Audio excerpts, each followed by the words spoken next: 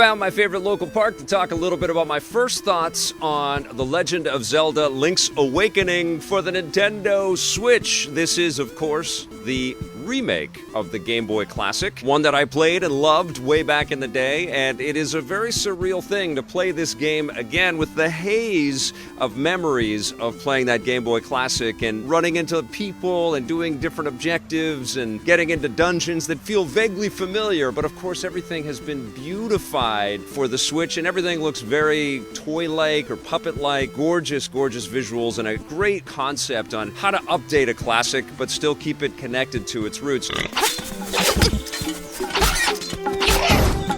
Now, I can't talk about my entire playtime with this game. I'm still playing it. I'll have a review next week, but I can talk about the first few dungeons in Link's Awakening, and I can talk about everything up to a certain point where you get to this very special, memorable village. It's adorable as hell, first of all. That's the first thing that washes over you as you're jumping into this world. Of course, Link has to wake up and do some chores, one of them find a sword, and then basically what you're doing is you're running around from character to character, and they're giving you little hints, or they're sending you off on quests that will help you obtain items that will help you unlock further dungeons and explore more of the area. I've had a big smile on my face as I've been playing through these dungeons, getting into battles with different enemy creatures, which might be pigs with spears or shields and swords. You might be fighting little bugs that might creep and crawl at you. You might be fighting these big plants that are spitting all kinds of venom and poison at you.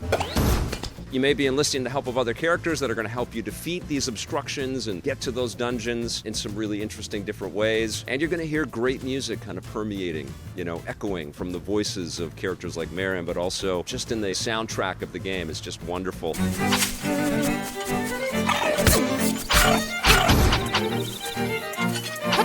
I love the interactions with the townfolk that you get to meet kind of right off the bat in Mabe Village. You run into all of these kids that are part of this family, and the father at one point says to you, "I'm going to get lost later, so please come into the mountains and try to find me," which I thought was just so point blank and clever and fun. The kids are also very aware that they are kids, so they'll give you helpful hints and tips and suggestions, and then they'll say, "But what do I know? I'm just a kid." So there's this, kind of self-aware charm that has echoed through the ages, because that stuff was there originally, but it's just so clever and heartwarming and enjoyable to play again in 2019.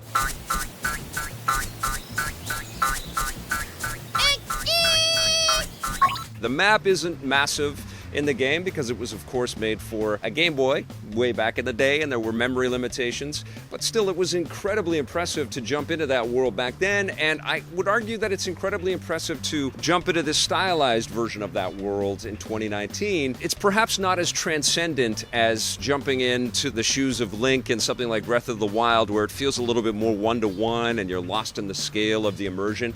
This one, you're always kind of aware of the intelligence of the original creators and game developers, and also the people that have modernized everything as well, because there's a constant tip of the hat to classic game design and classic Zelda design. You enter into these dungeons and it's all about having the right tools for the job and using them at the right time. You'll find that the boss battles, at least initially, aren't that difficult.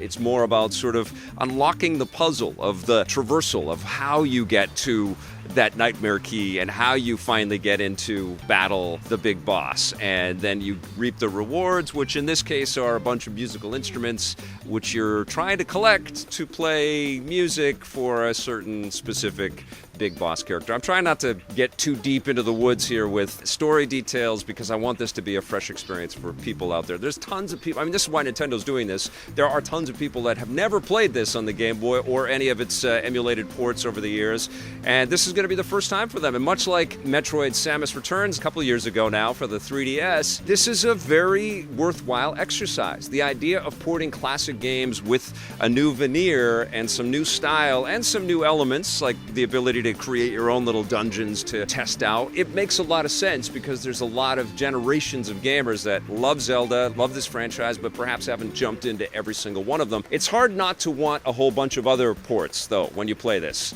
It's hard not to say, well, well, why couldn't you just do this for a lot of other Game Boy games? And there's lots of Zelda games that came out that could benefit from some retooling and a fresh coat of paint like this.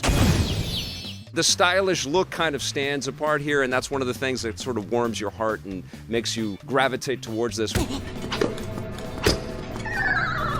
The controls are a little bit different because you've got that sort of isometric remove, you're overhead. I mean, it's familiar to people that have played the old 2D Zeldas and stuff, but it's very different from playing something like Breath of the Wild or Super Mario Odyssey, or I've just come off of Astral Chain. So you're kind of removed, and it's like you're almost pulling the strings of the puppet. The game was designed on a grid originally, and this is kind of a squishy connection to that grid base, but you could use the analog thumbstick, so sometimes the diagonals will feel a little bit weird, particularly when you're aiming with projectile weaponry and stuff. It's not so you can play it with the D-pad to kind of make yourself feel like you're playing back in the day. At least I am. I'm usually on the analog controller on my Joy-Con or on the Pro Controller, and I've been getting used to it. It's not a big problem at all, but it's definitely a different feeling type of experience. But I think that's also what Nintendo saw as the opportunity and what they were going for here. There's great value in this kind of design, and that is expressly underlined as you play through this really, really clever game. I've got more to play, I've got more to say, but my heart has been suitably warmed by this very, very beautiful, loving homage to the games of yesteryear and Zelda as a franchise in particular. It looks beautiful, the dungeon mechanics are a lot of fun, and the characters that you meet are going to put a big, big fat smile on your face.